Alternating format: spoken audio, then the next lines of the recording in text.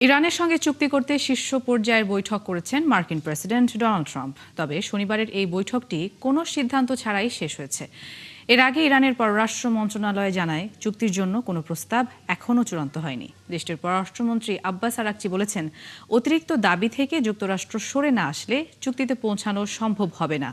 আর পার্লামেন্টের speaker Mohammad বাঘের Ghalibaf বলেছেন, যুক্তরাষ্ট্রের কথায় কোনো আস্থা নেই তেহরানের। সৃষ্টি ঘটকের রিপোর্ট। ইরানের সঙ্গে যুদ্ধবিরতির মেয়াদ বাড়ানোর একটি রূপরেখা নিয়ে চূড়ান্ত সিদ্ধান্ত নিতে শীর্ষ সহযোগীদের সঙ্গে বৈঠক করেছেন মার্কিন প্রেসিডেন্ট ডোনাল্ড ট্রাম্প। তবে পরবর্তী পদক্ষেপ কী হবে সে বিষয়ে কোনো সিদ্ধান্ত ছাড়াই বৈঠক শেষ হয়েছে। শুক্রবার হোয়াইট হাউসের সিচুয়েশন রুমে এই বৈঠক অনুষ্ঠিত হয়, যা সাধারণত বড় ধরনের সংকট মোকাবেলার জন্য ব্যবহৃত হয়। বৈঠকের পর ট্রাম্প বলেন, ইরানকে অবশ্যই সম্মত হতে হবে যে তারা কখনোই পারমাণবিক অস্ত্র বা বোমা তৈরি করবে না। পাশাপাশি অবাধে নৌযান চলাচলের জন্য হরমুজ প্রণালী খুলে দিতে হবে, জলপথটিতে থাকা মাইন ধ্বংস করতে হবে। এর আগে মার্কিন কর্মকর্তারা জানান, দুই দেশ একটি চুক্তির কাঠামো বা সমঝোতা স্মারকে সম্মত হয়েছে, যা ট্রাম্প এবং ইরানের নেতৃত্বের অনুমোদনের অপেক্ষায় রয়েছে। এই চুক্তির মাধ্যমে 60 দিনের জন্য যুদ্ধবিরতি বাড়ানো হবে এবং ইরানের পারমাণবিক কর্মসূচির ভবিষ্যৎ নিয়ে আলোচনা শুরু হবে। নিজের পোস্টে ট্রাম্প জানান, তিনি হরমুজ প্রণালীতে মার্কিন অবরোধ তুলে নিতে প্রস্তুত এবং সেখানে আটকে থাকা জাহাজগুলো বাড়ি ফেরার প্রক্রিয়া শুরু করতে পারবে। তবে ইরান বলছে ভিন্ন কথা। দেশটির পররাষ্ট্র মন্ত্রণালয়ের মুখপাত্র ইসমাইল বাঘাই এক বিবৃতিতে জানিয়েছেন, যুক্তরাষ্ট্রের সঙ্গে এখন পর্যন্ত কোনো চুক্তিতে পৌঁছানো যায়নি। এছাড়া হরমুজ প্রণালীর ব্যবস্থাপনা অবশ্যই ইরান ও ওমানের মাধ্যমে নির্ধারিত হবে বলেও জানান তিনি। একই দিন দেশটির পররাষ্ট্রমন্ত্রী আব্বাস আরাকচি বলেছেন, যুক্তরাষ্ট্র অতিরিক্ত দাবি থেকে সরে না এলে কোনো চুক্তিতে পৌঁছানো সম্ভব হবে না। তিনি জোর দিয়ে বলেন, এসব শর্ত ও অবস্থানের কারণে আলোচনার অগ্রগতি বাধাগ্রস্ত হচ্ছে এবং স্থায়ী কোনো সমঝোতা অর্জন কঠিন হয়ে পড়ছে। শুক্রবার ওমানের পররাষ্ট্রমন্ত্রী বদর আবু সাইদির সঙ্গে এক ফোন আলাপে এ অবস্থান তুলে ধরেন তিনি। এদিকে ইরানের প্রধান আলোচক ও পার্লামেন্টের স্পিকার মোহাম্মদ বাঘের গালিবাফ বলেছেন, যুক্তরাষ্ট্রের কথার উপর তেহরানের কোনো আস্থা নেই, বরং তারা শুধু বাস্তব পদক্ষেপকে গুরুত্ব দিচ্ছে। তিনি জানান, অন্য পক্ষ কোনো বাস্তব পদক্ষেপ না নেওয়া পর্যন্ত ইরানও কোনো পদক্ষেপ নেবে না। সৃষ্টি ঘটক, ৭১। যুদ্ধবিরতি উপেক্ষা করেই লেবাননে আবারও ইসরায়েলের হামলায় শুক্রবার অন্তত 11 জন নিহত ও 8 জন আহত হন। দেশটিতে প্রতিদিনই ইসরায়েলি বিমান হামলা অব্যাহত থাকায় উদ্বেগ জানিয়েছে জাতিসংঘ। সংস্থাটি বলছে, মাত্র এক সপ্তাহের হামলায় লেবাননে 15 শিশু নিহত ও আরও 62 শিশু আহত হয়েছে। এরই মধ্যে দেশটির দক্ষিণের কৌশলগত লিতানি নদী অতিক্রম করে ইসরায়েলি সেনারা আরও ভেতরে অগ্রসর হয়েছে বলে জানিয়েছেন প্রধানমন্ত্রী বেনিয়ামিন নেতানিয়াহু। লেবাননের আরও খবর জানাচ্ছেন নাহিদা রিন্থি। মধ্যপ্রাচ্যে যুদ্ধের উত্তাপ ক্রমাগত বেড়েই চলছে। এবার লেবাননে সামরিক অভিযানের পরিধি বাড়ানোর দাবি ইসরায়েলের, আর সেই সঙ্গে বাড়ছে সামরিক প্রাণহানির মিছিল। চলমান সামরিক অভিযানে আইডিএফ লেবানন সীমান্ত থেকে প্রায় 30 কিলোমিটার দূরে লিতানি নদীর ওপারে অগ্রসর হয়েছে। এখান থেকেই উত্তরে হিজবুল্লাহর বিরুদ্ধে যুদ্ধ পরিচালনা করা হচ্ছে। ইতোমধ্যে আমাদের বাহিনী লিতানি নদী পার হয়েছে। আমরা লক্ষ্য অর্জনে অনেকটাই এগিয়ে গেছি। হিজবুল্লাহর বিরুদ্ধে লড়াইয়ের অংশ হিসেবে ইসরায়েল বৈরুত এবং বেকা উপত্যকা সহ লেবাননের বিভিন্ন অঞ্চলে বিমান ও স্থল হামলা জোরদার করেছে। প্রতিদিনই ভয়াবহ বিমান হামলা চালাচ্ছে ইসরায়েল। হামলার সতর্কতা পাওয়ার সাথে সাথে আমরা নিরাপদ জায়গায় সরে যাওয়ার চেষ্টা করি, তারপরও হামলার মুখে পড়তে হয়। বিমান হামলা শুরু হলেই বাচ্চারা খুব ভয় পেতে থাকে। ওদেরকে শক্ত করে ধরে বসে থাকি আমি, আর কি বা করার আছে। এদিকে জাতিসংঘের শিশু বিষয়ক সংস্থা ইউনিসেফ জানিয়েছে, গত এক সপ্তাহে লেবাননে ইসরায়েলি হামলায় অন্তত 15 শিশু নিহত এবং 62 শিশু আহত হয়েছে। এছাড়া এতে গভীর উদ্বেগ প্রকাশ করেছে সংস্থাটি। জাতিসংঘের মুখপাত্র জানান, বৃহস্পতিবার ইসরায়েলি প্রতিরক্ষা বাহিনীর পক্ষ থেকে 350টি এবং হিজবুল্লাহর পক্ষ থেকে 25টি গোলাবর্ষণের ঘটনা নথিভুক্ত করেছে সংস্থাটি।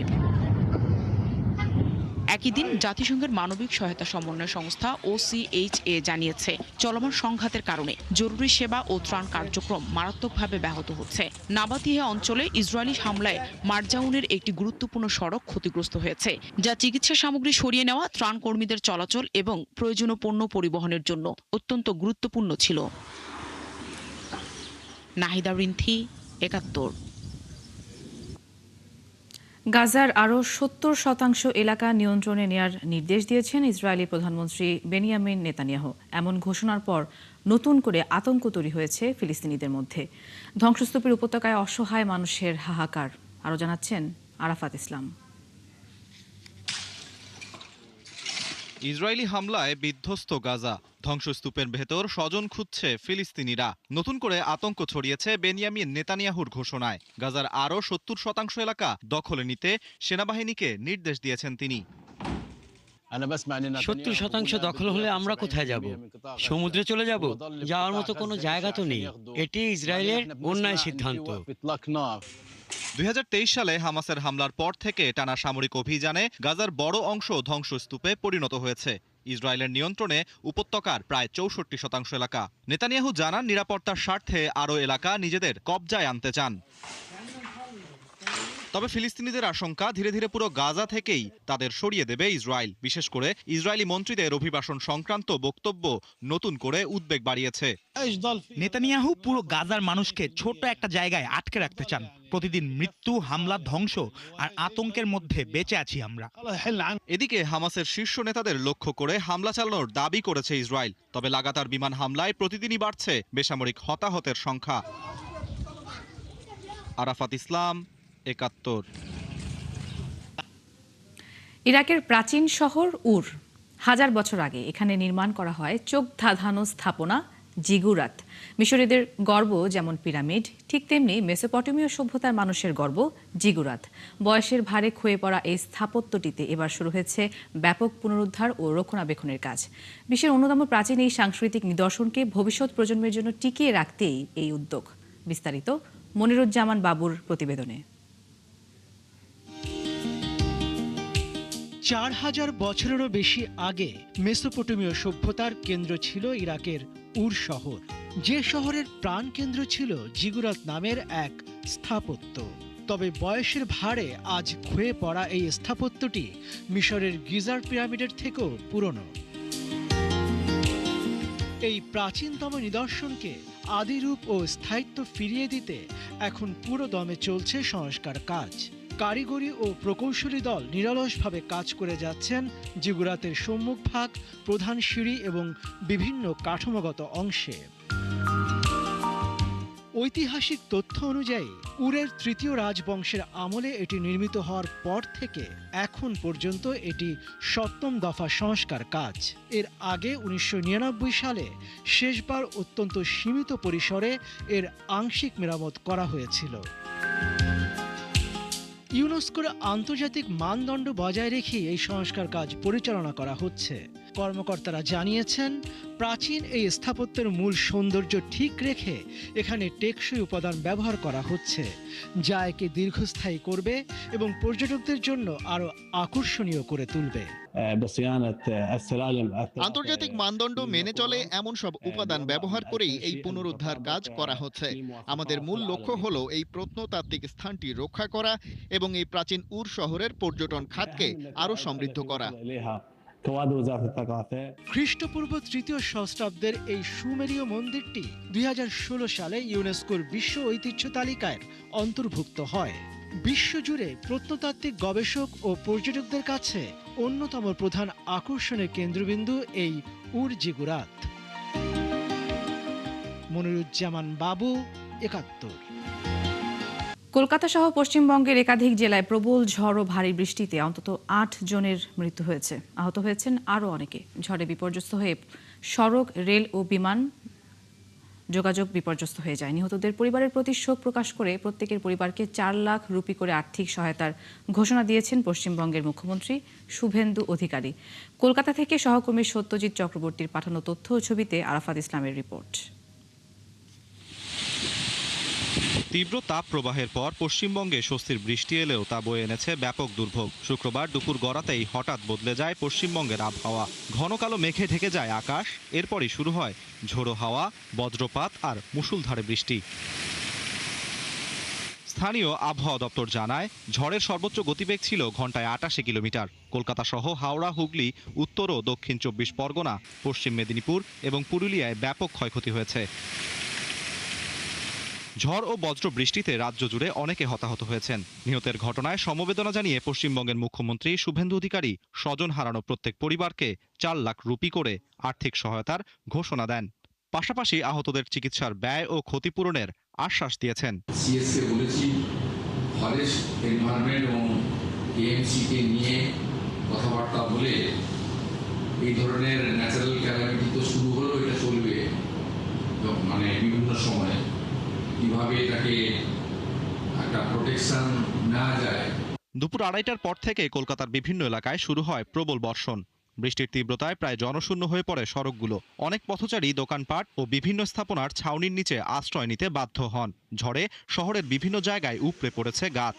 ক্ষতিগ্রস্ত হয়েছে বাড়িঘর, দোকানপাট ও যানবাহন। এ সময় দক্ষিণ কলকাতার সাউথ সিটি শপিং মলের বাইরের কাচের দেয়াল ভেঙে পড়ে। ভারী বৃষ্টিতে জলাবদ্ধ হয়ে পড়ে কলকাতার নেতাজি সুভাষচন্দ্র বোস আন্তর্জাতিক বিমানবন্দরের রানওয়ে। এতে প্রায় ১ ঘন্টা বন্ধ থাকে বিমান চলাচল। একই সাথে পূর্ব রেলের শিয়ালদহ বনগাঁ শাখায় সাময়িকভাবে ব্যাহত হয় ট্রেন চলাচল। আরাফাত ইসলাম, ৭১। যুক্তরাষ্ট্রের ভার্জিনিয়া অঙ্গরাজ্যে সড়ক দুর্ঘটনায় অন্তত ৫ জন নিহত হয়েছে, আহত হয়েছে ৪০ জনেরও বেশি। নির্মাণাধীন একটি মহাসড়কে ধীর গতির যানবাহনের কাছে গতি না কমানোয় নিয়ন্ত্রণ হারিয়ে একটি বাস একাধিক গাড়িকে ধাক্কা দেয়। এদিকে টেক্সাসের ডালাস শহরে গ্যাস বিস্ফোরণে অন্তত ৩ জন নিহত হয়। এই ঘটনায় আরও ৫ জনকে হাসপাতালে নেওয়া হয়েছে। বিস্তারিত জানাচ্ছেন আরাফাত ইসলাম। যুক্তরাষ্ট্রের ভার্জিনিয়া স্ট্যাফোর্ড কাউন্টিতে শুক্রবার ভোর রাতে ঘটে ভয়াবহ এক সড়ক দুর্ঘটনা। স্থানীয় সময় রাত ২:৩৫ দিকে মহাসড়কের একটি বাস নিয়ন্ত্রণ হারিয়ে একাধিক যানবাহনে ধাক্কা দেয়। নির্মাণ কাজ চলা মহাসড়কে গতি নিয়ন্ত্রণ করতে ব্যর্থ হয়ে বাসটি ধীর গতিতে থাকা বেশ কয়েকটি যানবাহনে ধাক্কা দেয়। দুর্ঘটনার পর বাসটিতে আগুন ধরে যায়। এতে ঘটনাস্থলেই প্রাণ হারান একই পরিবারের ৪ সদস্য। এছাড়া বাসের ধাক্কায় ক্ষতিগ্রস্ত এক গাড়িতে থাকা ২৫ বছর বয়সী এক নারীও নিহত হন। দুর্ঘটনায় আহত হন অন্তত ৪৪ জন। আহতদের স্থানীয় বিভিন্ন হাসপাতালে ভর্তি করা হয়েছে। অন্তত ৩ জনের অবস্থা আশঙ্কাজনক বলে জানিয়েছে পুলিশ। দুর্ঘটনায় আমার মাথায়, বাম চোখে, পায়ে, ঘাড়ে আঘাত লাগে।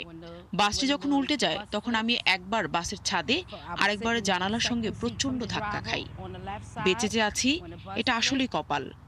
অনেকে মারা গেছে দুর্ঘটনায়, তাদের জন্য খুব খারাপ লাগছে। জানা গেছে নর্থ ক্যারোলাইন ভিত্তিক পরিবহন প্রতিষ্ঠান E&P ট্রাভেলসের একটি বাস নিউ ইয়র্ক সিটি থেকে শার্লটের উদ্দেশ্যে যাচ্ছিল। বাসটিতে চালক সহ মোট ৩৪ জন আরোহী ছিলেন। দুর্ঘটনার জন্য বাস চালকের বিরুদ্ধে অভিযোগ আনার প্রস্তুতি চলছে বলে জানিয়েছে ভার্জিনিয়া স্টেট পুলিশ। মর্মান্তিক এক গ্যাস বিস্ফোরণে টেক্সাসের ডালাস শহরে কয়েকজন হতাহতের ঘটনা ঘটেছে। বৃহস্পতিবার দুপুরে একটি অ্যাপার্টমেন্টে ঘটে এ ভয়াবহ অগ্নিকাণ্ড। আরাফাত ইসলাম, ৭১। যুক্তরাষ্ট্রের প্রেসিডেন্ট ডোনাল্ড ট্রাম্প প্রশাসনের প্রস্তাবিত প্রায় $১.৮ বিলিয়ন একটি তহবিল গঠনের কার্যক্রম সাময়িকভাবে স্থগিত করেছেন এক ফেডারেল বিচারক। ট্রাম্প এই তহবিলকে সরকারের অস্ত্রায়ন বা রাজনৈতিক উদ্দেশ্যে ক্ষমতার অপব্যবহারের শিকারদের ক্ষতিপূরণ দেওয়ার উদ্যোগ হিসেবে উল্লেখ করেছিলেন। স্থানীয় সময় শুক্রবার ভার্জিনিয়ার ইস্টার্ন ডিস্ট্রিক্টের বিচারক লিওনি ব্রিঙ্কেমা এক আদেশে জানান, আদালতে আরও আইনি শুনানি শেষ না হওয়া পর্যন্ত ট্রাম্প প্রশাসন এই তহবিল গঠন বা পরিচালনার বিষয়ে আর কোনো পদক্ষেপ নিতে পারবে না। তবে গত সপ্তাহে মার্কিন বিচার বিভাগ অ্যান্টি ওয়েপনাইজেশন ফান্ড নামে এই তহবিল গঠনের ঘোষণা দেয়। ট্রাম্পের কর নথি ফাঁসের ঘটনায় অভ্যন্তরীণ রাজস্ব বিভাগের বিরুদ্ধে করা মামলার সমঝোতার অংশ হিসেবে এই উদ্যোগ নেওয়া হয়েছিল।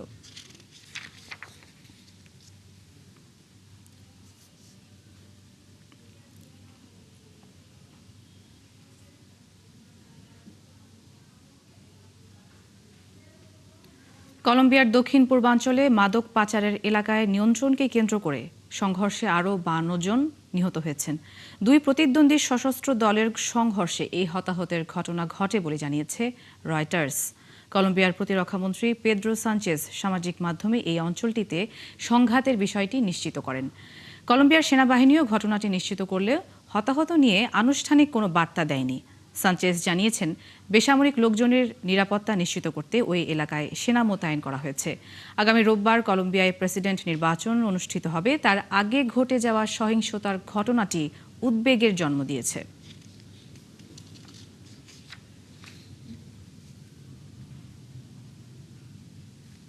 কসোভোতে বেড়ে চলা পথকুকুরের সংখ্যা নিয়ন্ত্রণে স্টেরিলাইজেশন অভিযান শুরু করেছে আন্তর্জাতিক প্রাণী কল্যাণ সংস্থা 4পজ।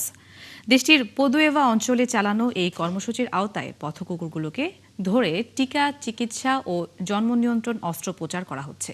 পরে আবার ছেড়ে দেওয়া হচ্ছে তাদের পরিচিত এলাকায়। আরও জানাচ্ছেন দেওয়ান মুবাশশিরা হোসেন। কসোভোর রাস্তাঘাট আর আবর্জনার ভাগাড়ে বেড়ে চলেছে পথকুকুরের সংখ্যা। খাবারের খোঁজে ময়লার স্তূপে ঘুরে বেড়ানো এইসব প্রাণী এখন শুধু মানবিক সংকটই নয়, জনস্বাস্থ্য ও পরিবেশের জন্য বড় উদ্বেগ হয়ে দাঁড়িয়েছে। এই পরিস্থিতি সামাল দিতে দেশটির পদুয়েভা অঞ্চলে মাঠে নেমেছে আন্তর্জাতিক প্রাণী কল্যাণ সংস্থা 4পজ ইন্টারন্যাশনাল। শুরু হয়েছে 2 সপ্তাহের বিশেষ স্টেরিলাইজেশন কর্মসূচি। অভিযানের আওতায় পথকুকুরগুলোকে ধরে আনা হচ্ছে অস্থায়ী ক্লিনিকে। সেখানে তাদের দেওয়া হচ্ছে টিকা, চিকিৎসা এবং জন্ম নিয়ন্ত্রণ অস্ত্রোপচার। পরে আবার ছেড়ে দেওয়া হচ্ছে পরিচিত এলাকায়। সত্যি বলতে কুকুরগুলোর অবস্থা খুবই খারাপ। তারা ময়লার ভাগাড়ে জীবন কাটাচ্ছে। এটা যেমন প্রাণীদের জন্য কষ্টের, তেমনি মানুষের জন্য অস্বস্তিকর। কেউই চায় না এভাবে প্রাণীগুলো কষ্ট পাক। তাদেরও ভালোভাবে বেঁচে থাকার অধিকার আছে। আমরা কুকুরগুলোকে ধরে ক্লিনিকে নিয়ে আসছি। সেখানে তাদের অপারেশন, টিকা আর চিকিৎসা দেওয়া হচ্ছে। এরপর আবার ছেড়ে দেওয়া হচ্ছে। এভাবেই ধীরে ধীরে পথকুকুরের সংখ্যা নিয়ন্ত্রণে আনা সম্ভব। আমরা মনে করি কুকুর হত্যা না, এই পদ্ধতি দ্বারাই দীর্ঘমেয়াদে সংকট সমাধান করা সম্ভব। বর্তমানে কসোভো জুড়ে প্রায় 50,000-এর বেশি পথকুকুর রয়েছে বলে ধারণা করা হচ্ছে। বিশেষজ্ঞদের মতে দেশটিতে গড়ে স্টেরিলাইজেশনের হার মাত্র 11%। ফলে পরিস্থিতি নিয়ন্ত্রণে আনতে আরও কয়েক বছর সময় লাগতে পারে। এদিকে ভেটেরিনারি সেবা ও আন্তর্জাতিক সহযোগিতা অব্যাহত থাকলে আগামী 2 থেকে 3 বছরের মধ্যে পরিস্থিতি অনেকটাই নিয়ন্ত্রণে আনা সম্ভব বলে মনে করেন স্থানীয় কর্তৃপক্ষ। দেওয়ান মুবাশশিরা হোসেন, 71। দর্শক, এই ছিল এখনকার আয়োজনে। বিশ্বের আরও নতুন কিছু খবর ও বিশ্লেষণ নিয়ে আগামীকাল সকাল 9:30টায় আবারও হাজির হবে বিশ্বযোগ। সরাসরি সংবাদ অনুষ্ঠান দেখতে চোখ রাখুন 71-এর ফেসবুক পেজে এবং সাবস্ক্রাইব করুন 71-এর ইউটিউব চ্যানেল। থাকুন 71-এর সাথে।